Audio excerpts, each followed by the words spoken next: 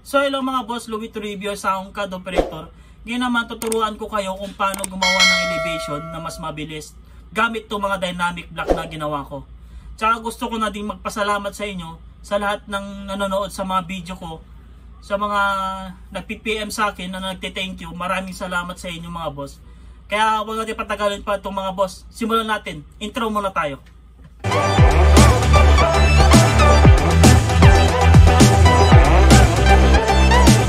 So simulan natin mga boss. Ito pala yung ginawa natin na floor plan noong last video natin. Ngayon naman gagawin natin siya ng elevation. Siguro front elevation muna yung gagawin natin. Kasi meron lang akong i-explain doon sa roof dito. Para medyo matagal kasi yung oras na anuin natin. Pag ginawa natin lahat yung elevation nito. No? So simulan natin mga boss. Ang gagawin muna natin, kukunin natin yung roof plan nito. Copy na lang natin to mga boss. Copy lang natin. Copy. Ayan. Tapos tanggalin lang natin itong mga dimension niya para hindi siya sagabal. No? Punta lang kayo sa layer nyo. Ayan. Yung text natin, i-lock lang natin siya. Ayan. I-lock o turn off nyo. Pwede naman yan. Naka-turn off na siya.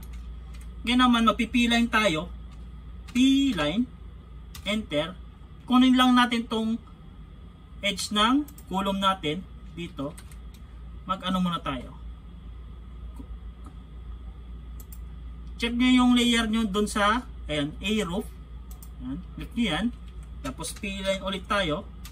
Ayan. Kunin na lang natin tong edge dito. Ito. Dito. Tsaka dito. Ayan. Tapos dito tayo mga boss. Ayan. Ayan. Tapos kunin natin to dito. Ayan. Tapos close natin. Type ko lang. C. Enter. Yan. Naka-close na siya. Tapos copy na lang natin ito muna. Ayan. Mag-offset lang tayo ng 1 meter. Type ko lang O. Enter. 1000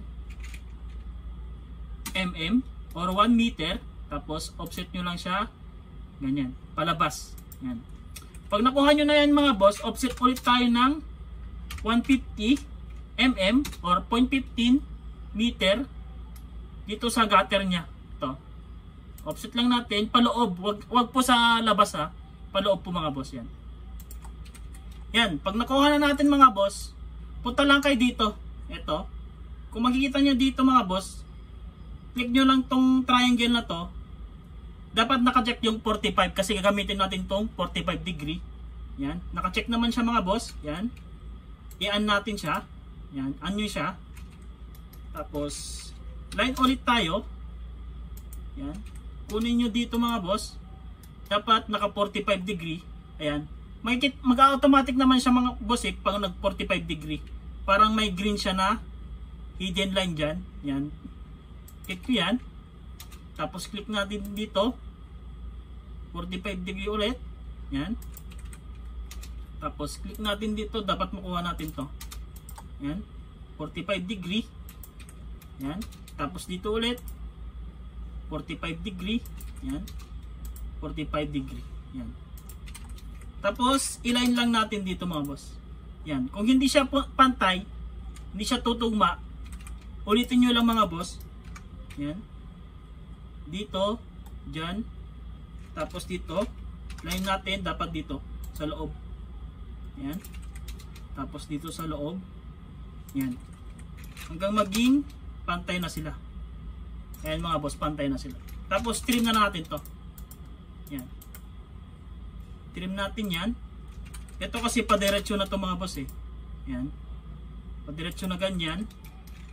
Trim natin to. Yan. Tanggalin na natin yung hindi kailangan yan. Ayan yung mga boss, pag sa next video natin, i-explain ko din kung paano kumuha ng roof. Tapos, pag nakuha nyo na yung mga boss, copy nyo lang. Copy natin to. Ilagay natin siya dito. Yan. Yan. Tapos, delete na natin to. Hindi natin kailangan to. Yan. Delete na natin yan. Ayan mga boss, nakuha na natin. Ngayon naman, gagamit tayo ng dynamic block sa elevation natin. Meron akong mga sample dito mga boss. Yan. Sana makatulong to mga boss sa inyo. Yan, may mga design ako ng sliding door. Pwede nyo siyang ibaba, yung ganyan. Yan, ito yung typical na ginagamit nating sliding door mga boss. Ito, yan. Pwede nyo siyang lakihan or i-type nyo yung size na gusto nyo. Kunwari 1.2 o 1200 mm. Enter, ganyan. Yan. Yan. Yan. Pwede nyo siyang i-adjust. Tulad dito, pwede nyo siyang i-adjust. Yan. Pwede nyo siyang i-adjust mga boss. Mga ganyan. Yan. So, simulan natin mga boss elevation natin. Ito mga boss, pero gumawa din ako ng ganito. Itong elevation line. Yan. Yan. Copy lang natin to. Ilagay natin dito. Yan. Tapos extend natin ng konti to. Move natin pababa. Yan. Tapos copy natin to. Sabihin natin mga 450. Yan. Copy natin ulit. Sabihin natin 3,000 mula sa beam. Yan. Tapos yung copy natin ulit mula sa apex line ng roof 2,200 mm or 2.3 meter. Yan. Tapos offset natin ulit to. Copy natin to. Copy. Copy natin 2.7 o 2,700 mm. Enter. Yan.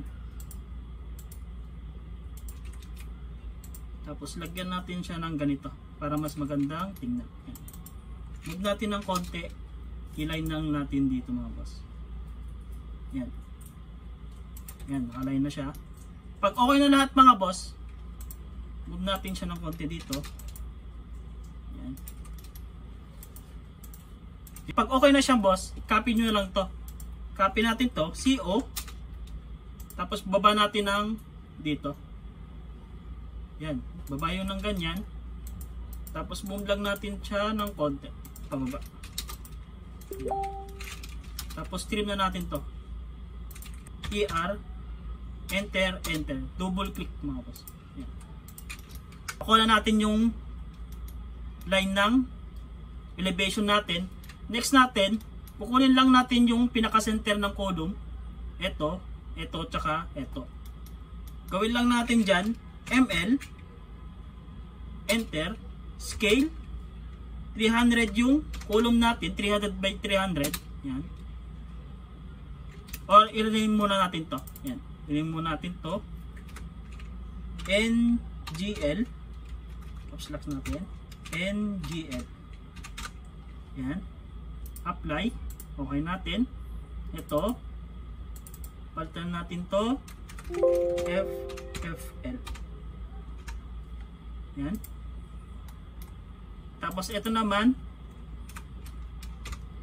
Ceiling line. Tapos okay natin.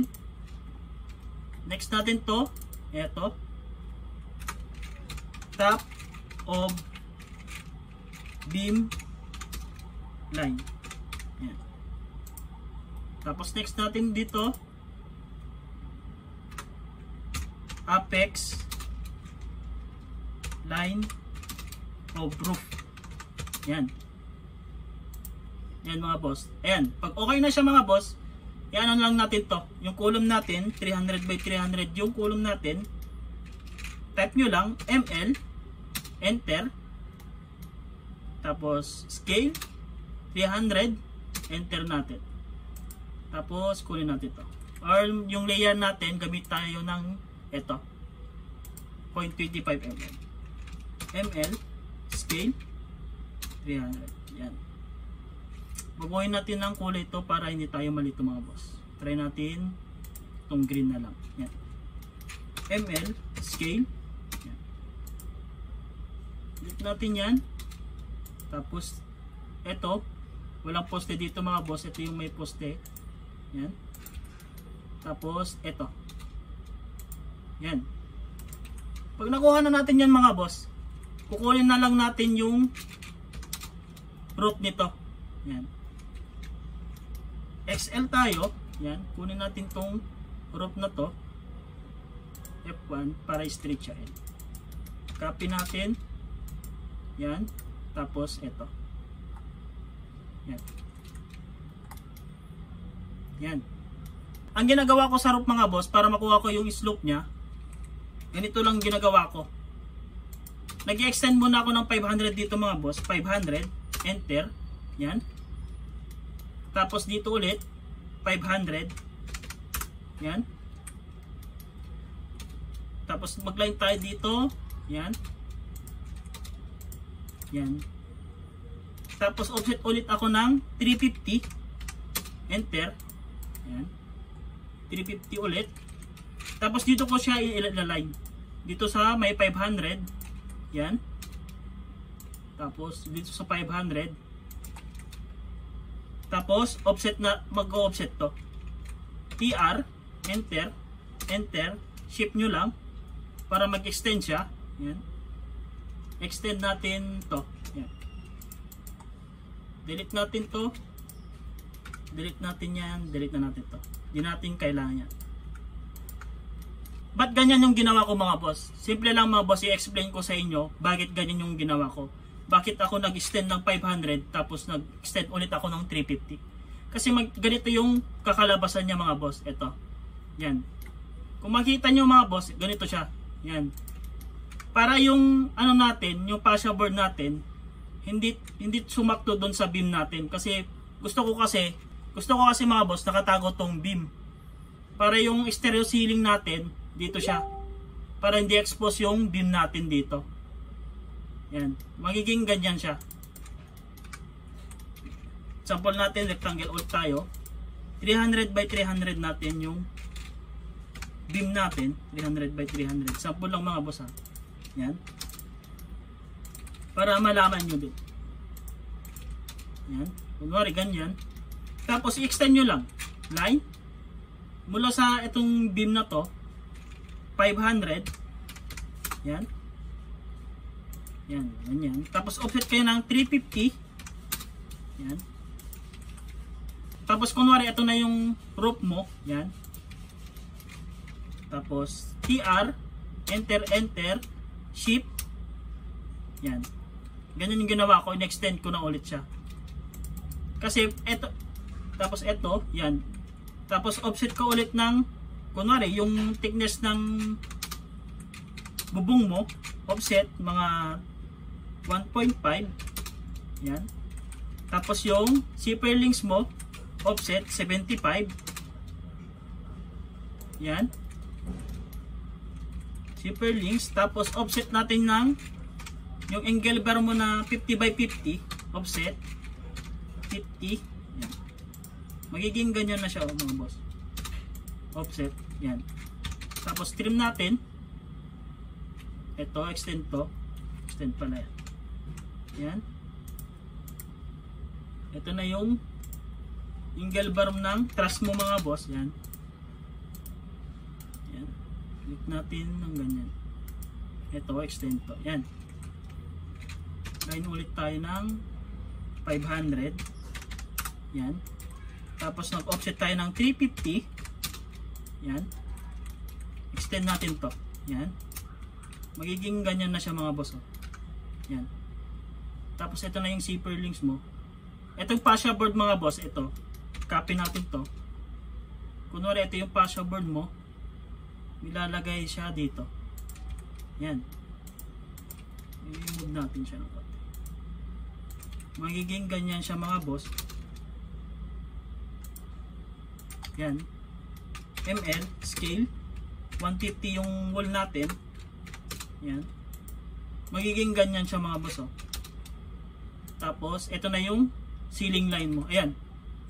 Para hindi expose yung beam natin mga boss. Oh. Yan. Tapos yung gutter natin na 150. Yan. Magiging ganyan na siya mga boss. Para ma-explain ko din mga boss kung paano ko ginawa yung, paano ko kinuha yung roof nitong drawing natin mga boss. Yan. Pag nakuha na natin mga boss lahat, ito, iline lang natin to. Yan.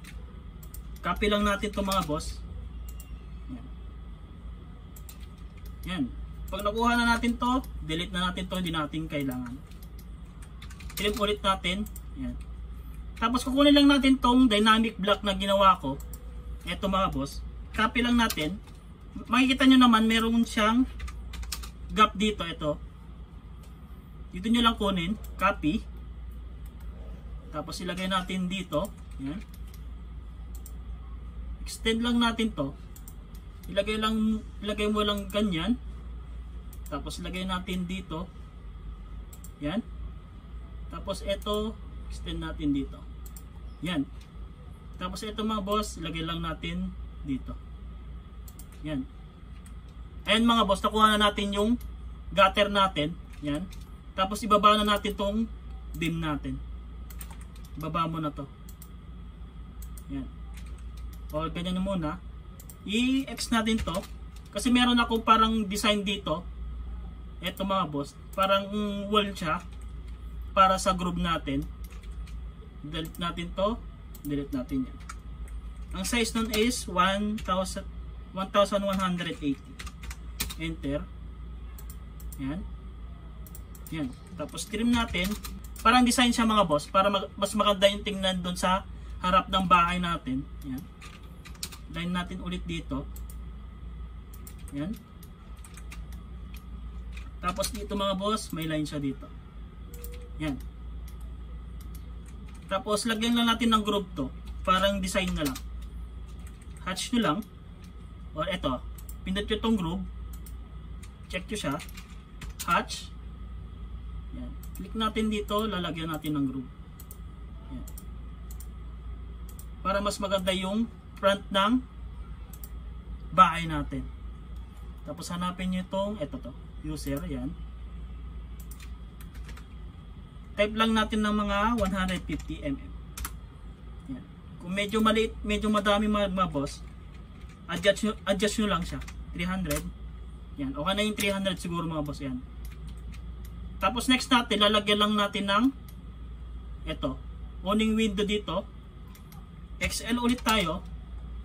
Kunin nyo lang pinaka-center ng owning window. Yan. Copy natin ulit. Copy. Yan. Copy natin. Yan mga boss. Tapos kukunin lang natin tong owning window na to. Yan. Kunwari tatlong layer siya. Yan. Copy lang natin. Tapos ilagay lang natin dito. Yan. Copy lang natin. Lagay natin dito. Yan. Pwede nyo siyang i-adjust tong size niya. Yan. Kunwari 600 lang. Yan. 600 siya mga boss. Move natin. Yan. Tapos delete natin. Tapos move natin siya ng mga 400 mm. Enter. Yan. Tapos ito ibaba na lang natin. Dapat nakaline dun sa door natin. Ito yung door natin mga boss. Meron naman mga design dito ng doors ko mga boss. Tatlo siya. Pero kung ayaw nyo itong mga doors ko, pwede naman kayo gumawa. Tinuro ko naman sa inyo kung paano gumawa ng dynamic block na accessories. Kaya main door tayo. Yan. Ito yung main door ko mga boss. Kakapi lang natin to. Yan. Ilagay lang natin dito. Iline natin yung doors natin dito. Yan. Move natin dito. Yan. Adjust natin ng konti. Move. Yan. Tapos dapat nakapantay dito sa door natin, doon sa top ng door natin. To, nakapantay siya para mas maganda tingnan. Copy. Yan. Copy natin yan.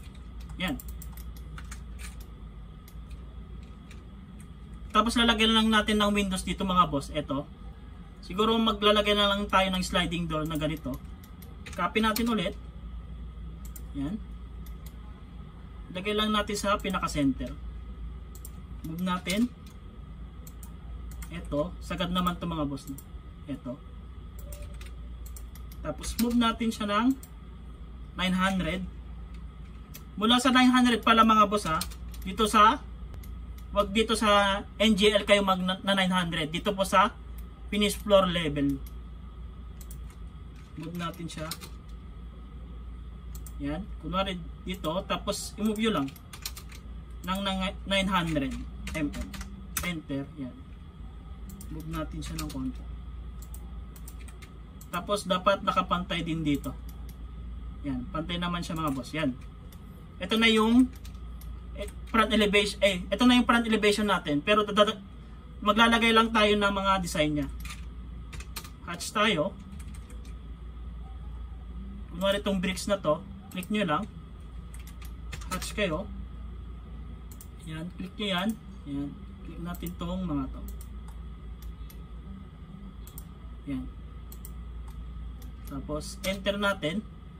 Palitan lang natin siya ng ganito. Ayan, ito to. Tapos, gawin natin siya ng 10 lang. Pag ayaw, yan. Yan, okay na. Kung yung malaki masyado, adjust nyo na lang din. Mga mga 5. Medyo malaki. Medyo maliit. Mga 7. Yan, okay na siya. Tapos, lagyan nyo lang din ng mga design dito sa harap. Yan. Para mas makatingnan yung bahay natin na ginagawa. Yan. Tapos, lagyan na lang natin ng parang rectangle. Yan. Lagyan natin siya ng parang ganito. Line mo natin dito, i-divide natin siya. Yan. Or text natin. Yan. Text tayo para makita na. Yan. Divide natin siya sa 4. Type nyo lang div, enter. Kung gusto nyo may divide na line, yan. Tapos divide natin sa 5 na lang. Yan. Tapos delete nyo na to para makita nyo yung dinivide nyo. Delete natin yan. Ito, may mga tuldok dito mga boss. Oh. Tapos rectangle tayo. Lagyan lang natin siya ng design. Mari ganyan. Yan. Tapos yan. Tapos move natin. Lagay natin dito. Yan. Copy natin ulit. Yan. Tsaka yan. Yan. Ayan mga boss, may design na tayo. Delete na natin to. Yung dinivide natin, delete. Yan. Tapos ito mga boss, naglagay ako ng baluster dito. Gumawa na rin ako ng baluster nito mga boss.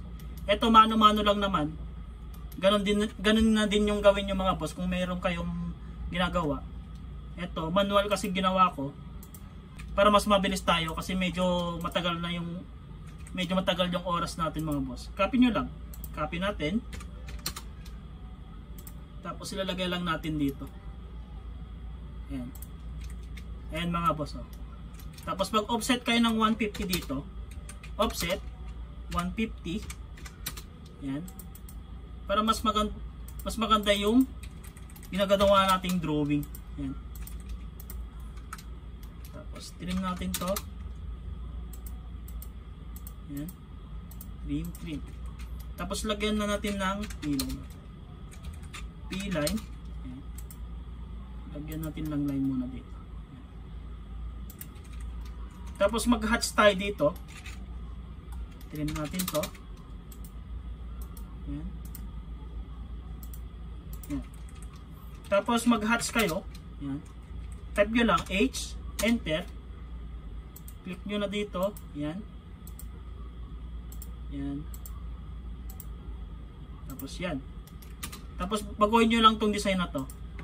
Punta kayo dito, makikita nyo yung mga hatch dito sa may taas. Try natin yung ano kaya? Ito. Try nyo yan. Yan, click nyo yan. Tapos i-adjust natin siya ng 0.2. Yan, medyo maliit mga boss. 2.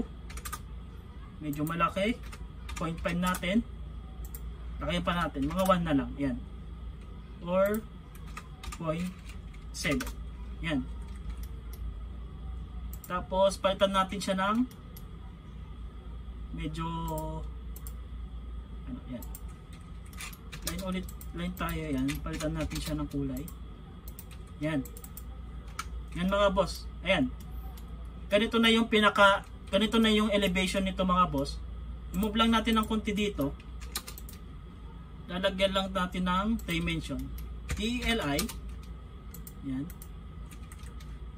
Dito tayo sa i-an nyo na tong text natin yan. An natin. Tapos yan yung gagamitin nating dimension. DLI. Yan. DLI natin dito. Move lang natin dito. Yan. Tapos DCO nyo lang. DCO para continuous yung dimension yung mga boss. Ito. Move lang natin to sa may taas. Yan. Tapos DCO. Yan. Itong apex line natin. Kahit dito na lang. Yan. Tapos DLI natin. Sukatin na itong. Tapos DLI ulit tayo. Sukatin natin itong mula sa ceiling natin. Yung height ng ceiling. Tapos move natin ng konti to. Yan. DLI ulit tayo. Yan. Yan. Tapos sukatin na rin natin to. Move natin ng konti. Ganda lang natin tong elevation natin. DLI. Yan. Tapos DCO para continue yung dimension yung mga boss. Yan. Yan. Tapos DLI. Yan. Yan mga boss. I-move lang natin ng konti.